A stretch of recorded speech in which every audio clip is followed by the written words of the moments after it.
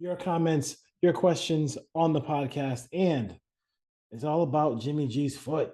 We'll talk about that with myself and Ryan Holmes on the Put On Raiders podcast. Welcome to the Put On Waivers Media Group, home of the Put On Raiders podcast and the Student Body Right podcast. This is your place for the best breakdowns and the best insight for those who fight on and bleed silver and black. Now, here are your hosts, Dwayne Douglas and Ryan Holmes. And welcome, everybody, to the glorious episode of the Put On Raiders podcast. I'm your host, Dwayne Douglas, along with Ryan Holmes, and we are podcasting off the beautiful shores of the Pacific Ocean. Half my day was beautiful, but for the most part, this is our quote unquote like gray period. So for me, at least down here, I'm not sure if it's up there for you. Good to see Ryan back in fold before he gets on another flight, but before I disappear again this week. But I'm happy to get a show in here. Before then, how you doing today, Ryan? I'm doing good. It was gray all day up here. Big softball. Girls softball all-stars going on about 100 feet from my house. So cars everywhere, can't park, and I hear a lot of cheering going on. But no, it's good to be home for a couple of days. Yeah, this is definitely the time for that. We got softball all over the place in my house as well too. So I do want to say thank you to Wiley Gober, Lewis Carell, Michael Lopes. He is all these people are new subscribers. Carl Carter, and then we got LCB Rob that says fight on. Fight on. We both love that, so that's good to see people doing that. I would say one thing real quick before we start the show. In my garage, I have a projector set up, and I went and hit play all on all our shows, just to see how long it would take to get through all the shows to get to the first one. And it's a lot of shows. So I thank y'all for watching. Obviously, I love doing shows with Ryan. And then also just like we're almost there where we can do a little bit even more for you, like the Patreon stuff. We can do some stuff. It might be behind a paywall, but like we can do some stuff with more videos where we get a little bit more in depth. But we got to get to that thousand subscribers, so we're almost there. So just keep Raider fans keep helping us out with those subscriptions, and also USC fans as well. Got some stuff coming up this week about Mike Bone, and then interviewing a guy who covers the Buffaloes, so we can find out what's going on with Dion, because Dion is a story, if you will. Let's do some questions first before we hit Jimmy G. First question was from Mac from Instagram. Wants to know what was our feeling about AOC. I didn't realize he has a nickname now already. I'm not calling him that. I'm not calling. Isn't there a political person called AOC? Yeah, I think it's trademark already. I'm not calling him. Ryan immediately he's not doing it. So Aiden O'Connell. Not that I don't like her. I just when I think of AOC, I think of her. I think of her. Yeah, I don't think about associating a quarterback player. Yeah, exactly. No. Well, it could be like LT and LT, right? No, there's only one. There's only one LT. What are thoughts about him? I think we talked about it in our draft show, but so you can check it. You can check that one, and also like thank you for listening and subscribing to the show, Mac. I just feel like he is more of a stationary target. I did see him play a lot in the Big Ten. Not my style of quarterback. I don't need the Michael Vick type. I don't need like the even the Anthony Richardson mobility. Just give me a little Joe Burrow ability. I'm looking for more of escapability than I am running quarterback. If I want somebody who's not so much of a statue, I don't know your feelings about O'Connell. Yeah, I still see him as he's a developmental long-term backup option. I don't think he's ready to be pressed into playing time, and if he has to his first year, it's not going to be good for the Raiders. I don't want to hear Brock Purdy did it. Well, Brock Purdy had an elite defense and elite skill position players and a good offensive line. Now the Raiders have the skill position players, but Brock Purdy wasn't asked to do much at all. No. Whereas with the roster the Raiders have right now, if you have to play O'Connell week 1 or week 5 or for exterior pounds of time, he has to put up 24 to 30 points a game Yeah. on this with this roster right now defensively. He's not going to do it. Yeah. Not saying he's not going to be around. He might have a 10 or 15-year career, and I hope he does. I don't see a guy that's going to develop into a long-term starter that you can win with in the AFC consistently. Yes. Not to say, like, again, he's not a good prospect, but when you start looking around the landscape of the AFC, he's not going to be the long-term answer for the Raiders. And I think they're going the opposite direction. Like everybody else is going in a certain direction with quarterback. It seems like the Raiders are going in the opposite direction of quarterback. So we'll see if that works for Josh McDaniels. Why the lack of urgency to Jordan wants to know why the lack of urgency to draft a rookie quarterback. I mean, it seems like to me the league is like, hey, draft a rookie quarterback, build your roster in the meantime while you have that rookie quarterback. And then during that time period, even if he fails, like in New York with Zach Wilson, you pivot off of him to somebody else. But you don't. I mean, but you. I think you. I mean, the Patriots and like even the Packers over the years, they've drafted quarterbacks even when they had one. So I kind of like that philosophy. But I mean, I'll let you go on that one. I mean, I'm not sure why they're not like ready. I'm not sure why they're not trying to consistently. The Raiders over the years have not consistently drafted quarterbacks.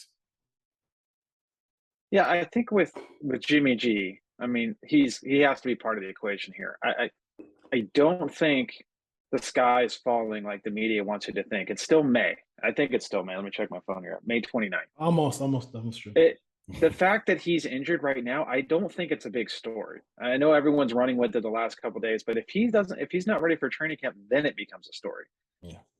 I don't need him to be 100% on May 29th. I need him to be 85, 90, 95% at the end of July when they break camp, or August 10th when they start playing preseason games and get ready for those. That's when he needs to be 100%. So the fact that he had surgery, there was always risk with Jimmy G because of the injury history. Yeah. The fact he was injured when they signed him shouldn't shock anybody. He was hurt through the end of last season. Yeah. To assume that he was 100% healthy when they signed him on March 15th is kind of, to me, I don't think that is something that could have been thought, because he was coming off a major foot injury. Uh-huh. The fact that the Raiders team doctors obviously signed off on this, and then they pushed the signing bonus away to basically alleviate some of that risk, then I'm still behind the signing because there's not a lot of risk here. The problem I have with the Jimmy G signing, knowing what was going on, was if they knew at the time he was having surgery, and obviously they believe he's going to be ready for training camp, they should have pushed for more in the backup category. But then you're taking money away from other parts of the roster they had to address. So it was pretty much at that point they're caught between a rock and a hard place. So they spend more money on a backup quarterback. They did. And then what if Jimmy G's healthy and now you spend a lot of money at a backup position that you hope doesn't see the field?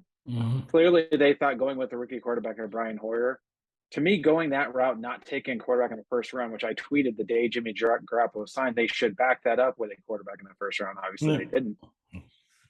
Leads me to believe they think he's going to be healthy. And until he's not healthy, I don't think it's a big issue. I'm not going to go off the deep end. I think I tweeted about it yesterday or today. If it's August 15th and he hasn't passed the physical, then it's time to panic. But on May 29th, it's not time to panic. He still has plenty of time to get healthy for training camp. And he definitely needs training camp. Like, I don't want to hear at least half of it. Yeah, I mean, I don't want to hear. I mean, he needs to practice with this team. Like, he cannot just be like, oh, don't worry about it. I don't want to hear McDaniels and Ziegler say, you know what, veteran, he got that gut, he got that neck up, whatever they're talking about. I don't want to hear like, okay, yeah, he'll be ready for game one.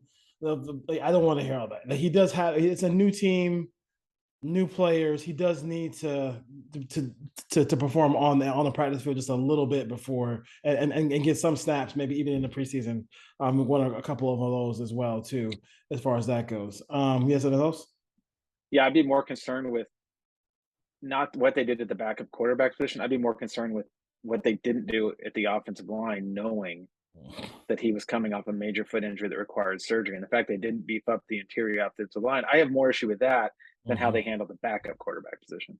Yep. I agree. Raider Ian, is Hunter gone on June 1st?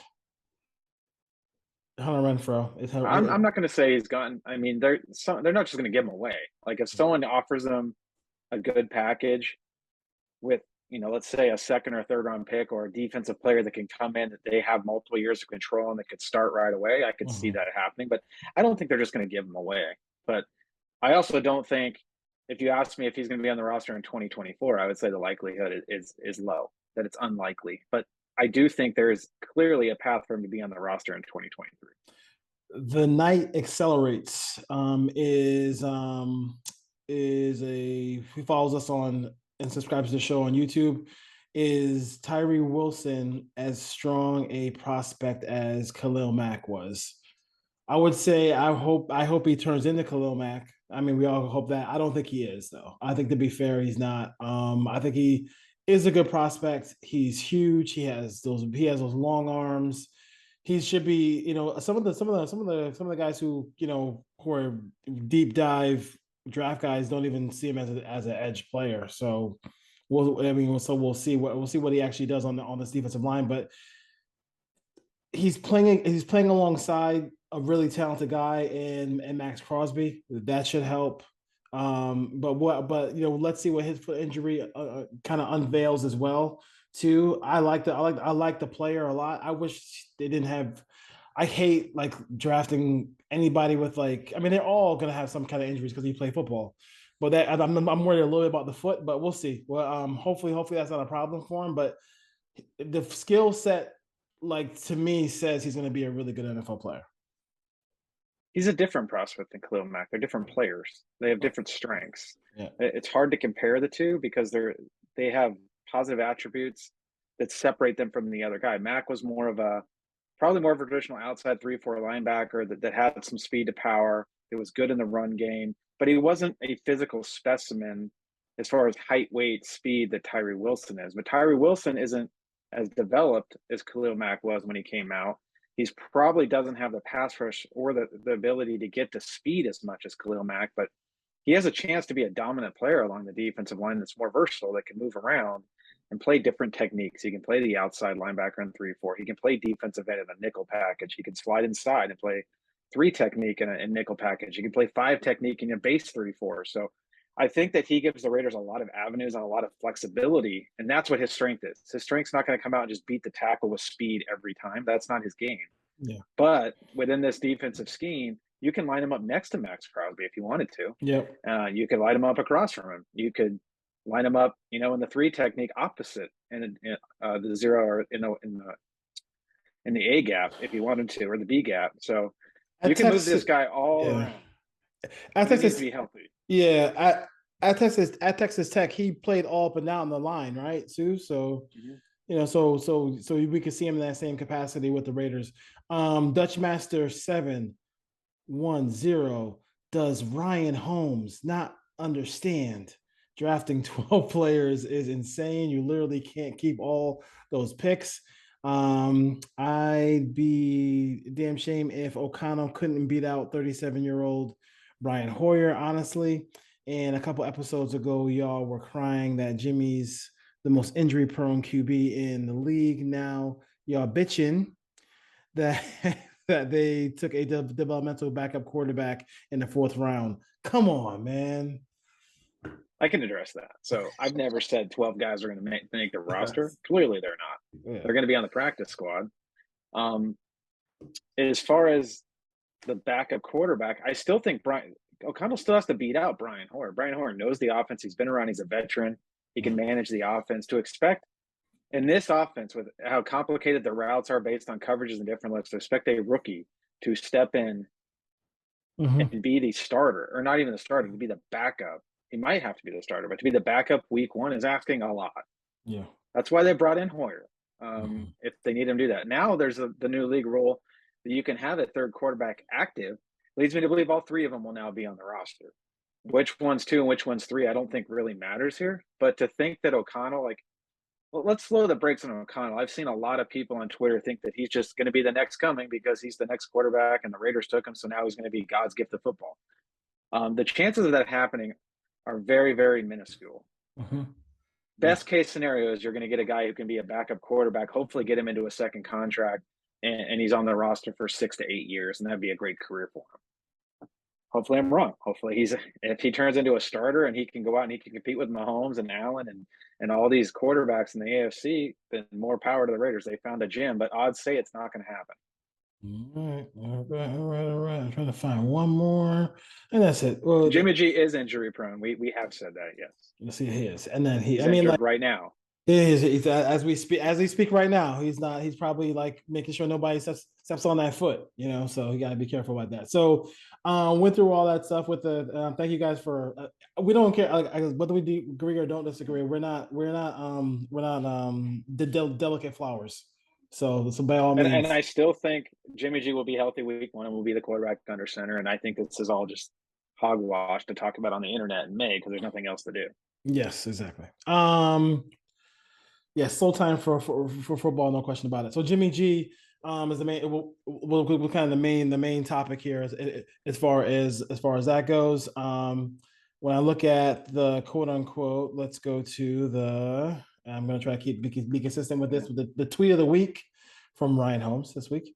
Hashtag Raiders front office pursuit of Jimmy G was always risky, based on his injury history, but it's still May. Not the time to panic. Let's see what happens once training camp arrives. If he isn't ready to go by early to mid August, then it becomes an issue. And I think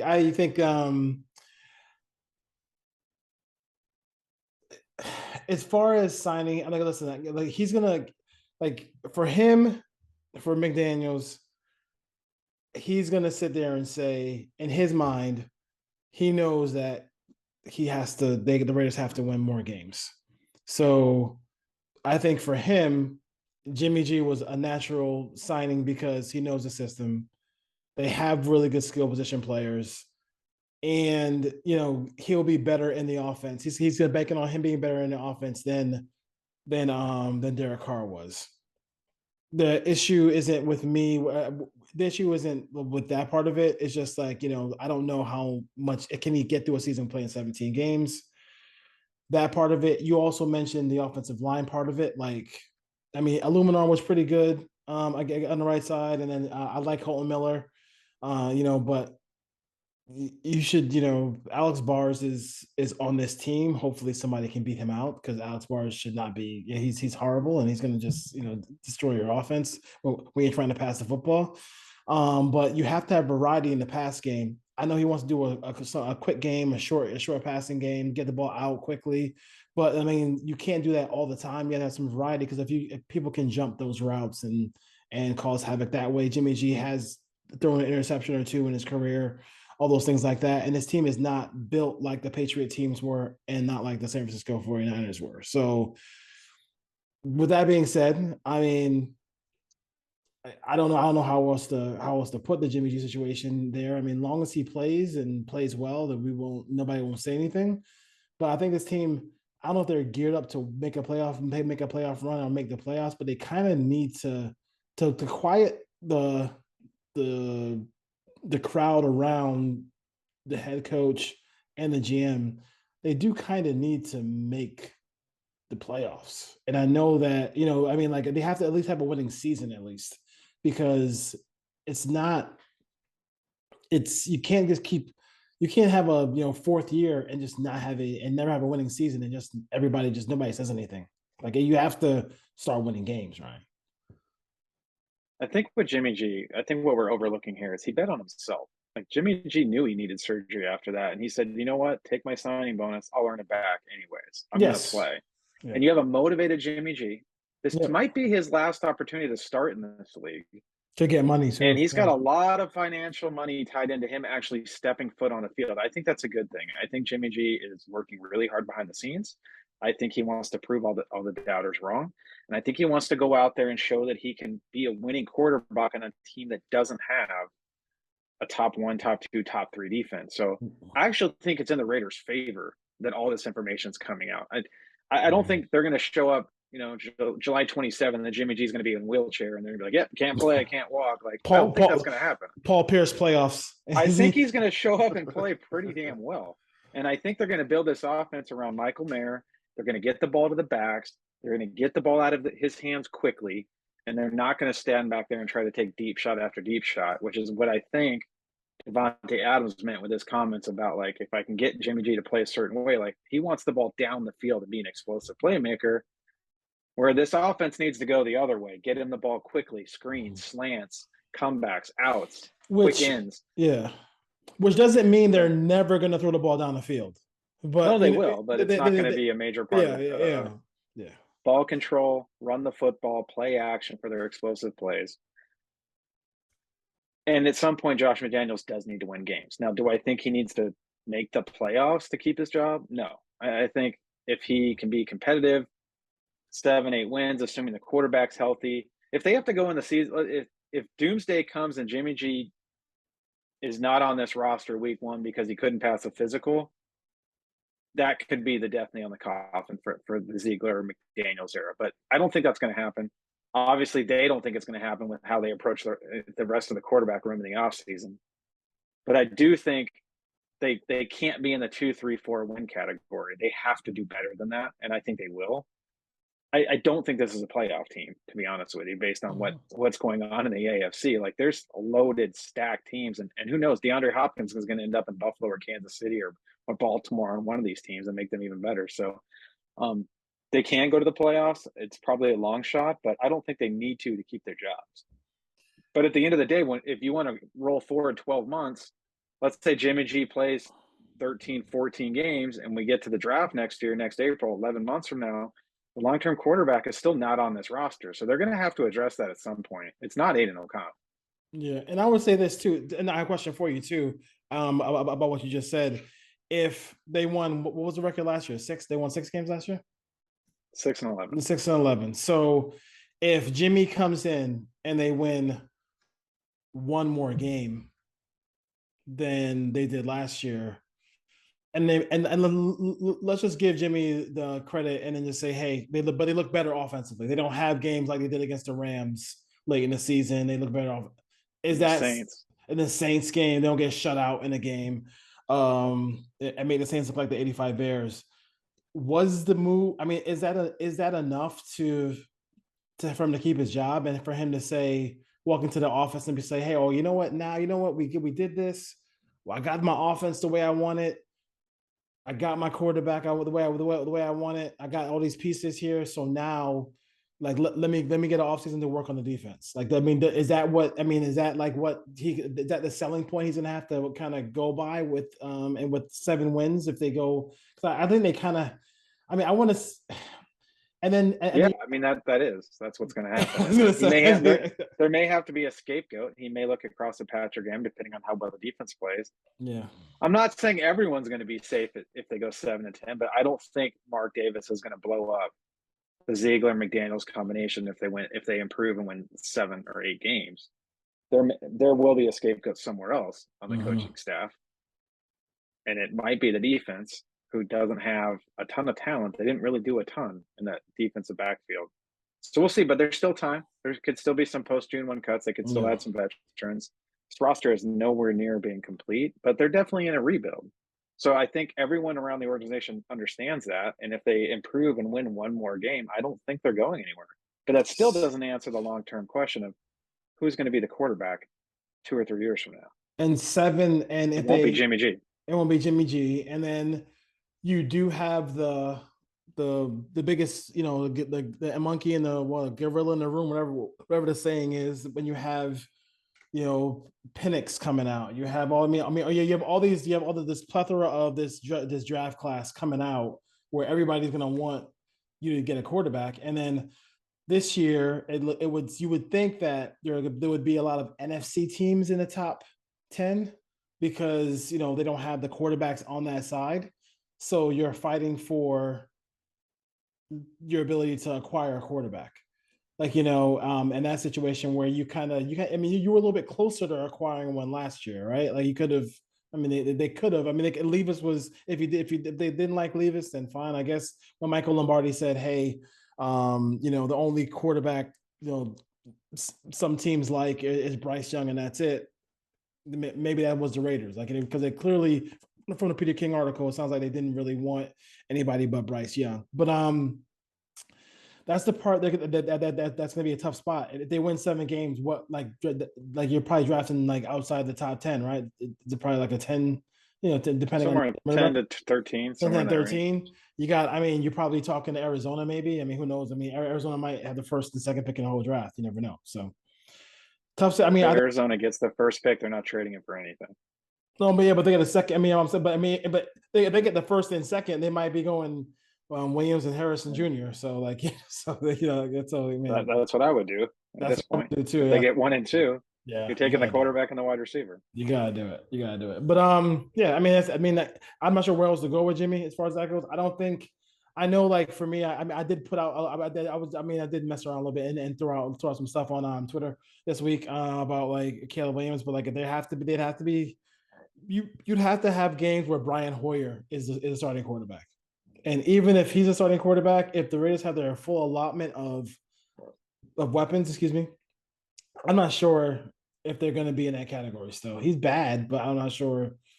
I mean, I'm not sure they're not going to win 5 games with him as the quarterback. But you might be smart not to win 5 games if he was the quarterback for the whole season. Yeah, a couple other quick things on Jimmy G. First, his agent. If his agent let him sign that contract with the waiver, leads me to believe that no one is worried about this injury. An Just agent buying you basically said, "Sure, keep the signing bonus, turn it into base salary." Like, what agent's going to do that on March 15th or 17th or whatever the date he the signed confidence if of they weren't someone. 100% comfortable with the situation? Yeah. Number two, how did TMZ not get this story? There's not like women running around the country and see Jimmy G in a walking boot or on crutches, and no one takes a picture and sends it to TMZ. Like, they get everything. How did Yeah, TMZ not get this story? Like, but was Jimmy G locked in a basement for 2 months after he had surgery and no one saw him? he from my Niner friend, my Niner friends, he rolls in stealth mode. Like he went in the offseason, especially. You can't like that was the biggest joke that they had with George Kittle. Like, where's Jimmy? Like nobody. You won't see. I'll tell you the baby oil like little things that Derek Carr used to do as far as throwing in the desert. You're not gonna see Jimmy G doing that. Like he's Yeah. in the offseason. He's when it's the offseason, it's the offseason for Jimmy G. Yeah. Um, So, Raider Nation, don't panic. It's May 29th. Nothing is wrong yet. We'll see. I'm canvassing that by saying it. If something does happen, we'll obviously address that as we get closer to training camp, but it's not time to panic. Thank you for watching the Put on Raiders podcast.